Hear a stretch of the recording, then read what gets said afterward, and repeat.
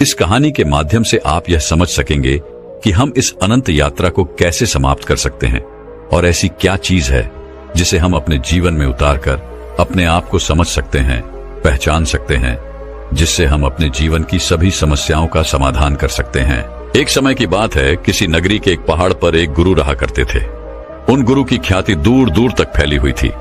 वह गुरु बहुत ही ज्ञानी थे, लेकिन उन्होंने अपने पूरे जीवन काल में कभी किसी को अपना शिष्य नहीं बनाया।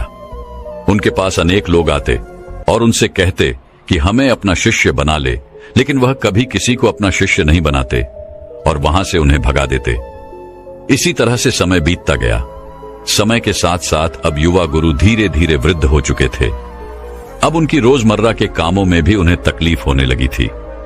तब उनके मन में यह ख्याल उत्पन्न हुआ कि यदि मैंने अपने जीवन में किसी को अपना शिष्य बना लिया होता तो आज वह शिष्य मेरी कुछ तो मदद अवश्य कर देता।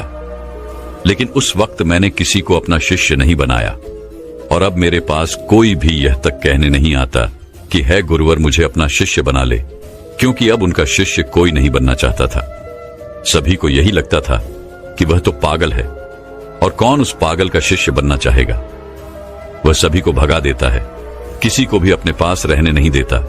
तभी एक दिन एक युवक अपना बोरिया बिस्तर बांधे हुए उन गुरु के पास पहुंचा और उनसे कहने लगा, है गुरुदेव, मैंने सुना है आप बहुत ज्ञानी हैं। आपकी ख्याति दूर दूर तक फैली हुई है, लेकिन आप कभी किसी को अपना शिष्य नहीं बनाते। मैं आज आपके पास यही विनती लेकर आया हूं कि कृपा करके मुझे अपना शिष्य बना लीजिए। आप जो कहेंगे मैं वो करूंगा, लेकिन मुझे केवल आपसे ही ज्ञान प्राप्त करना है। मैंने सुना है अब बहुत ज्ञानी है और इसी इच्छा से मैं यहां पर आया हूं कि वह ज्ञान आप मुझे देंगे, मुझे सिखाएंगे। मैं बड़ी आस लेकर आपके पास आया हूं।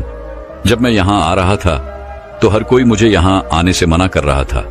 हर कोई मुझसे यही कहता था कि उनके पास ना जाओ, वह बहुत पागल है, वह किसी को अपना शिष्य नहीं बनाते। यदि तुम उनके पास जाओगी तो वह तुम्हें डांट कर भगा देंगे, लेकिन तुम्हें अपना शिष्य नहीं बनाएंगे।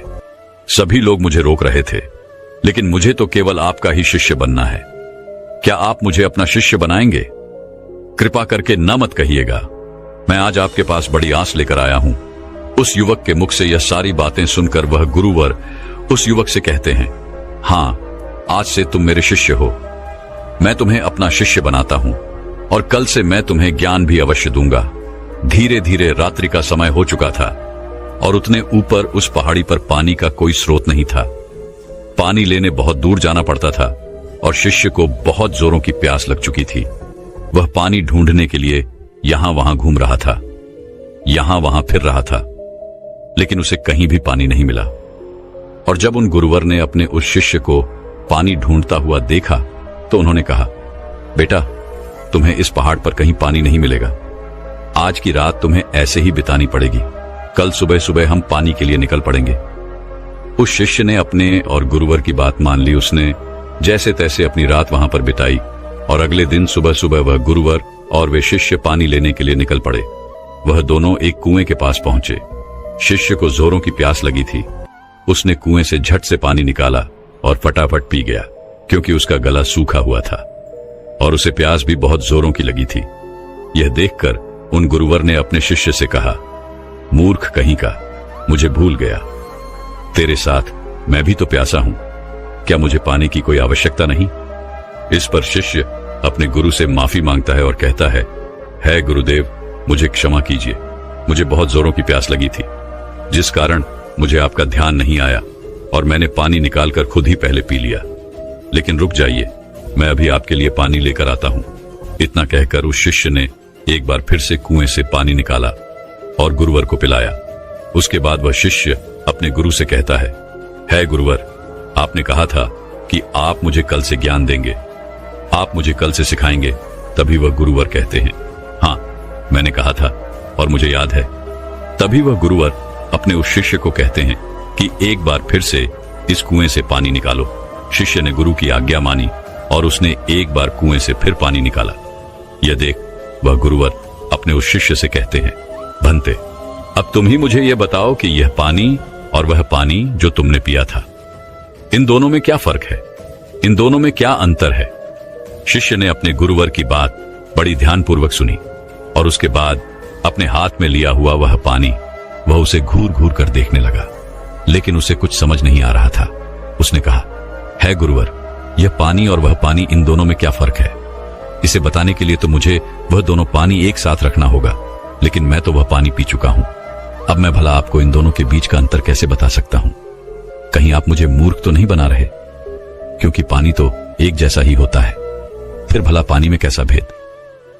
शिष्य की यह बात सुनकर वह गुरु अपने शिष्य को बड़े ही ध्यानपूर्वक तौर से देखते हैं और फिर कहते, भंते, जब मनुष्य के भीतर किसी चीज की प्यास उत्पन्न होती है और वह अत्यंत गहरी होती है, तब मनुष्य उस प्यास को बुझाने के लिए, उसका निवारण करने के लिए अपनी पूरी ऊर्जा, अपनी पूरी ताकत लगा देता है, और तब उसे केवल अपने प्यास बुझाने का वह स्रोत नजर आता है, वह वस्तु नजर आती है। इसके अलावा उसके आसपास और भी बहुत कुछ होता है, लेकिन उस पर उसका ध्यान नहीं जाता। जिस प्रकार तुम्हारा गला सूखा हुआ था और तुम्हें जोरों की प्यास लगी थी, तुमने कुएं से पानी निकाला और झट से पी गए। तुम्हें एक पल के लिए यह ख्याल नहीं आया कि साथ ही में तुम्हारे गुरु भी खड़े हैं और उन्हें भी जोरों की प्यास लगी हुई है।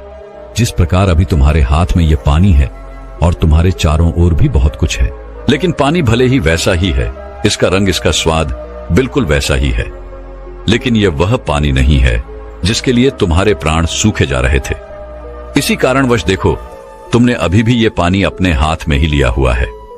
यदि तुम्हें जोरों की प्यास लगी होती तो तुम इस पानी को भी पी गए होते, बिना किसी इंतजार के। लेकिन अब यह हो सकता है कि तुम इस पानी को फेंक दो या इसे कुएं में वापस डाल दो। इस कुएं में जितना भी पानी है सब एक ही है, सबका रंग, सबका रूप, सबका स्वाद एक ही जैसा है। लेकिन ये तो हमारी मन की स्थिति के कारण हमें ये अलग अलग नजर आता है। अर्थात सब कुछ तुम्हारे भीतर परिवर्तन होता है, बाहर कुछ नहीं। अपने गुरु की यह बात सुनकर शिष्य बहुत खुश हुआ, उसे बड़ी प्रसन्नता हुई। आश्रम से निकलते वक्त वो अपने साथ एक पोटली लेकर निकला था। उस पोटली में उसने लेखनी रखी थी। उसने तुरंत ही वह लेखनी निकाली और गुरु के कहे शब्दों को लिखना शुरू कर दिया। यह देखकर वह गुरुवर अपने उस शिष्य से कहते हैं, भंते, यह तुम क्या कर रहे हो? इसके जवाब में शिष्य अपने गुरुवर से कहता है गुरुवर, आपने जो कुछ भी कहा मैं उसे भूलना नहीं चाहता। यह सब मुझे सीखना है, मुझे याद करना है, जिस कारण मैं इसे लिख रहा हूं, और बाद में मैं इसे याद भी कर लूंगा। तभी तो मैं ज्ञानी बन पाऊंगा, तभी तो मैं लोगों को ज्ञान बांट सकूंगा। अन्यथा यदि मैं ही आपकी बातों को भूल गया, अपने जीवन में उसे नहीं उतार पाया, तो फिर मेरा यहां पर आना व्यर्थ हो जाएगा। गुरु ने अपने उस शिष्य की सारी बातें ध्यानपूर्वक सुनी और उसके बाद वह अपने शिष्य से कहते हैं, भंते, ये सब तो ठीक है, लेकिन अब चलो, आश्रम चलने का वक्त हो चुका है और फिर हमें अभी भिक्षाटन के लिए भी तो जाना है। इतना कहकर वह गुरु और शिष्य वापस आश्रम की ओर लौट गए और रास्ते में ही उन्होंने भिक्षा भी मांग ली। दोनों जब आश्रम पहुंचे, उस भिक्षा का लुत्फ उठाया। रात में उसे खाकर वह लोग सो गए। अगले दिन सुबह सुबह उन गुरुवर ने अपने शिष्य को जगाया और कहा, चलो हमें कुएं के पास फिर जाना है। इतना कहकर शिष्य और वह गुरुवर उस कुएं की ओर निकल पड़ते हैं। कुछ देर बाद जब वह कुएं के पास पहुंचते हैं तो गुरुवर अपने शिष्य से कहते हैं कि पानी निकालो। वह शिष्य अपने गुरुवर की आज्ञा का पालन करते हुए उस कुएं से थोड़ा पानी निकालता है।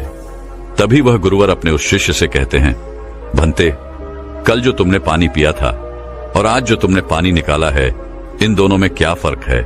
क्या तुम मुझे बता सकते हो? इस पर शिष्य तुरंत ही अपनी उस पोटली को निकालता है जिसमें उसने वो सारी बातें लिखी होती हैं। जब गुरु ने उसे वो सारी बातें बताई थी कि जब मनुष्य को किसी चीज की प्यास उत्पन्न होती है तो वो उसे मिटाने की हर मुमकिन कोशिश करता है और उसके आसपास बहुत कुछ होता है, लेकिन वह उसे देख नहीं पाता। वह यह पढ़ ही रहा था कि तभी उन गुरु ने अपने उस शिष्य से कहा, मूर्ख, क्या कर रहे हो? वह शिष्य कहता है गुरुवर, जैसा कि आपने मुझे बताया था, मैं उसी ज्ञान को दोहरा रहा था और आपको आपके सवाल का जवाब देने का प्रयास कर रहा था। तभी वह गुरुवर अपने उस शिष्य से कहते हैं, मूर्ख, इस पानी को सूंघो, इस पानी में से दुर्गंध आ रही है। शिष्य ने अपने गुरु की आज्ञा मानी। उसने तुरंत ही उस पानी को सूंघा। उसमें से सचमुच बदबू आ रही थी, मानो वह पानी सड़ चुका हो। तभी वह गुरु कुएं की ओर आगे बढ़ते हैं और कुएं में झांक कर देखते हैं तो उसके अंदर एक जीव मरा पड़ा था। जैसे तैसे उन गुरुवर ने और उस शिष्य ने मिलकर उस जीव को कुएं से बाहर निकाला और उस जानवर की ओर इशारा करते हुए और गुरुवर अपने शिष्य से कहते हैं, भंते, क्या तुम इसे देख पा रहे हो? इस पर शिष्य कहता है, हाँ गुरुवर, मैं इसे देख पा रहा हूं। तभी वह गुरुवर कहते हैं, इस पृथ्वी पर जिसने अब भी जन्म लिया है उसकी मृत्यु निश्चित है। वह एक न एक दिन मृत्यु को अवश्य प्राप्त होता है। जब एक मनुष्य जन्म लेता है तो उसका जीवन संपूर्ण होता है और मृत्यु शून्य होती है। लेकिन धीरे धीरे जैसे जैसे समय बीतता जाता है, एक एक दिन ढलते जाते हैं, जीवन घटने लगता है और मृत्यु संपूर्ण होती जाती है। किसी की भी मृत्यु यूं ही अचानक नहीं हो जाती। जब कोई भी प्राणी जन्म लेता है तो उसके जन्म से ही यह प्रक्रिया शुरू हो जाती है और अंततः हमारी यात्रा जन्म से मृत्यु तक अपना सफर तय कर लेती है। हाँ, यहाँ पर यह जरूर होता है कि किसी के लिए तेज प्रक्रिया होती है और किसी के लिए यह प्रक्रिया धीमी होती है, लेकिन यह प्रक्रिया सभी के लिए काम करती है और सभी को एक ना एक दिन जन्म से लेकर मृत्यु तक का यह सफर तय करना ही पड़ता है। शिष्य ने एक बार फिर से अपनी लेखनी निकाली और गुरु की इन सभी बातों को लिखना शुरू कर दिया। तभी वह गुरु हैं, क्रोधित होते हुए अपने उस शिष्य से कहते हैं, चलो कुएं की ओर चलो। यह देखकर वह शिष्य घबरा जाता है और अपने उन गुरुवर से कहता है गुरुवर, मैं तो अभी जवान हूं और मैं अभी मृत्यु को प्राप्त नहीं होना चाहता, कृपा करके मुझे छोड़ दे। तभी वह गुरुवर अपने उस शिष्य से कहते हैं, बेवकूफ, मैं तुम्हें कुएं में धकेलने नहीं जा रहा। मैं तो यह कह रहा हूं कि कुएं के चारों ओर एक दीवार खड़ी कर देते हैं, जिससे और कोई इस कुएं में ना गिरे, जिससे किसी और को व्यर्थ अपनी जान ना गंवानी पड़े। दोनों ने बड़ी मुश्किल के साथ कुछ लकड़ियां इकट्ठा की और कुएं के चारों ओर एक दीवार बना दी, जिससे अब उस कुएं के अंदर कोई नहीं गिर सकता था। इतनी मेहनत करने के बाद गुरु और वह शिष्य वापस आश्रम लौट आए। धीरे धीरे ऐसे ही कई दिन बीत गए। शिष्य अब उन गुरुवर के साथ अपना अधिकांश समय बिताता था, उनका सारा काम करता था। एक दिन उसने देखा कि उसके गुरुवर बहुत प्रसन्न है। तभी वह उन गुरुवर के पास पहुंचा और अपने उन गुरुवर से कहता है गुरुवर, आज आप बहुत प्रसन्न दिख रहे हैं, क्या मैं आज आपसे कुछ पूछ सकता हूं? तभी वह गुरुवर अपने उस शिष्य से कहते हैं, हाँ अवश्य। तभी शिष्य कहता है गुरुदेव, आप मुझे कोई ऐसा ज्ञान दीजिए जो सबसे बड़ा हो, जिसके आगे मुझे कोई और ज्ञान अर्जित करने की कोई आवश्यकता ना पड़े। वैसे भी दिन ब दिन आप वृद्ध होते जा रहे हैं और आपकी मृत्यु कब आ जाएगी यह मैं नहीं जानता, इसीलिए आप मुझे वह ज्ञान दे दीजिए। तभी तो मैं आपके ज्ञान को लोगों तक फैला सकूंगा, तभी तो लोग आपके बारे में जान सकेंगे। वह अपनी लेखनी लेकर बैठ गया, इस इंतजार में कि गुरुदेव उसे कुछ बताएंगे, कोई ऐसा ज्ञान जो बहुत बड़ा है। लेकिन उन गुरुवर ने अपने उस शिष्य से कुछ नहीं कहा, बस वह चुपचाप बैठ गए। वह काफी देर तक यूं ही मौन रहे और उसके बाद वहां से उठकर चले गए। वे शिष्य चुपचाप ये सब देख रहा था और जब वह गुरुवर वहां से उठकर चले गए तो उसने लेखनी से लिखा, सबसे बड़ा ज्ञान मौन। अगले दिन फिर उसने उन गुरुवर से यही सवाल किया और अब की बार भी गुरुवर ने उसे कोई जवाब नहीं दिया। वह काफी देर तक मौन रहे और फिर वहां से उठकर चले गए। ऐसा करते करते कई दिन बीत गए, दिन से सप्ताह से महीने और लगभग 1 वर्ष के बाद भी उसे केवल एक ही जवाब मिला था, सबसे बड़ा ज्ञान मौन। इसके अलावा उसने लेखनी से और कुछ नहीं लिखा था, क्योंकि वह गुरुवर जब भी इस सवाल को सुनते तो वह मौन हो जाते और अपने उस शिष्य से कुछ ना कहते, जिस कारण वह शिष्य भी हर रोज अपनी लेखनी से केवल एक ही बात लिखता था, सबसे बड़ा ज्ञान मौन। लेकिन अब उसके सब्र का बांध टूटा जा रहा था। एक दिन रात को उसे नींद नहीं आ रही थी। वह यहां वहां करवटें बदल रहा था। चांदनी रात थी। वह आश्रम से बाहर निकला और बाहर बैठकर यह सोचने लगा कि आखिर गुरुदेव मुझे वह सबसे बड़ा ज्ञान क्यों नहीं दे रहे? क्या वह मुझे देना नहीं चाहते, या मैं अभी इस लायक नहीं हूं कि उस ज्ञान को समझ सकूं? इस प्रकार उसके मन में हजारों सवाल चल रहे थे, हजारों तरह के विचार उत्पन्न हो रहे थे। तभी अचानक उसे एक पक्षी की आवाज सुनाई पड़ी। उसका पूरा ध्यान उस पक्षी की आवाज पर चला गया और तब उसने महसूस किया कि चारों ओर हवाएं चल रही थीं। पत्तों की सरसराहट की आवाज, ठंडी हवाएं चलने की आवाज, चारों तरफ सन्नाटा छाया हुआ था। वह ये सब महसूस कर पा रहा था। उसने उस सन्नाटे की आवाज को ध्यान से महसूस किया, अपनी आंखें बंद की और बड़े ध्यान से उन आवाजों को सुनने लगा। उसका मन बिल्कुल शांत हो गया और अब तक पहली बार उसने अपने मन को इतना शांत महसूस किया था। पहली बार वह आनंदित महसूस कर रहा था। वह यह भूल चुका था कि उसे बड़े ज्ञान के बारे में अभी तक उन गुरुवर ने कुछ नहीं बताया। तभी उसने सोचा कि जो आज अनुभव मैंने प्राप्त किया है, इसे मैं अपने गुरुवर को अवश्य बताऊंगा। जिस कारण वह उस अनुभव को लिखने के लिए अपनी लेखनी निकालता है, तभी वह देखता है कि उसने अपने किताब के सारे पन्नों पर केवल एक ही बात सीखी है, सबसे बड़ा ज्ञान, मौन। तभी उसे यह भी एहसास हो गया कि वह गुरुवर तो उसे सबसे बड़ा ज्ञान दे रहे थे, लेकिन वही उसे समझ नहीं पा रहा था। सबसे बड़ा ज्ञान तो यही है, लेकिन जो उसने अनुभव किया था, उस अनुभव को वह फिर से महसूस करना चाहता था, जिस कारण वह पूरी रात नहीं सोया और फिर से जाकर वहीं पर बैठ गया और रात भर उन आवाजों का अनुभव करता रहा, शांति को महसूस करता रहा। सुबह हो गई थी। वह सुबह सुबह उठकर अपने गुरुवर के पास आया। उस शिष्य के गुरु ध्यान में लीन थे। वह चुपचाप वहां पर आया, वहां बैठकर उन्हें शांति से देखता रहा। जब उन गुरुवर ने अपनी आंखें खोली तो अपने उस शिष्य को अपने सामने पाया और वो उसे देखते ही ये समझ चुके थे कि इसे मौन मिल चुका है, इसने शांति का एहसास कर लिया है। गुरु ने अपने शिष्य से कहा, भंते, मौन कोई ज्ञान नहीं है, मौन ज्ञान का आधार है और यह हमें वह दिखाने में सक्षम है जिसे हम अपनी आंखों से नहीं देख पाते। बाहर चाहे कितना भी शोर हो, चाहे कितनी भी भीड़ हो, लेकिन भीतर मौन होना ही चाहिए। अपने गुरुवर के मुख से यह बात सुनकर उसने अपनी लेखनी और अपनी पुस्तक गुरु के चरणों में रख दी और उसके बाद से उसने कभी कुछ नहीं लिखा। उसने केवल वो सारी बातें महसूस की और धीरे धीरे एक दिन उसने असली ज्ञान को प्राप्त कर लिया।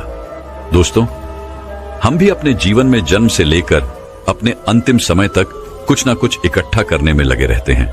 जितना कर सकते हैं उतना तो करते ही हैं, लेकिन उसके बावजूद भी हम और अधिक पाना चाहते हैं, हम और अधिक इकट्ठा करना चाहते हैं, जिससे हमारे मन में हमेशा एक अशांति रहती है, जिससे हमारा मन हमेशा विचलित होता रहता है और हम कभी भी एक लक्ष्य की ओर आगे नहीं बढ़ पाते। लेकिन इसके बावजूद भी हम कभी भी अपने आप को एक पल के लिए शांत नहीं होने देना चाहते। एक काम से दूसरा काम, दूसरे से तीसरा, तीसरे से चौथा, इसी प्रकार हम अपना पूरा जीवन यूं ही गंवा देते हैं, लेकिन हम कभी भी एक पल के लिए मौन नहीं रहते। इसी कारणवश हम जीवन भर केवल भागते रहते हैं, लेकिन अपने भीतर की उस शांति का अनुभव कभी नहीं कर पाते, जिस कारण हम सब कुछ प्राप्त करके भी कुछ नहीं प्राप्त कर पाते। हमारा जीवन पूरी तरह से व्यस्त हो जाता है। इसलिए दोस्तों, अगर आप भी अपने जीवन में भागते भागते थक चुके हैं, तो एक पल के लिए मौन धारण करें, क्योंकि वह आपको वह ऊर्जा प्रदान करेगा जिससे आप अपने जीवन में एक सही दिशा प्राप्त कर सकेंगे। अपने भीतर झांकने का प्रयास करें।